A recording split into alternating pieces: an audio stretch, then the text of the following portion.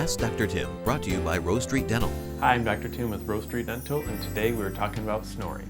Snoring can be a great stressor in a relationship. It is actually one of the more leading causes of divorce in America.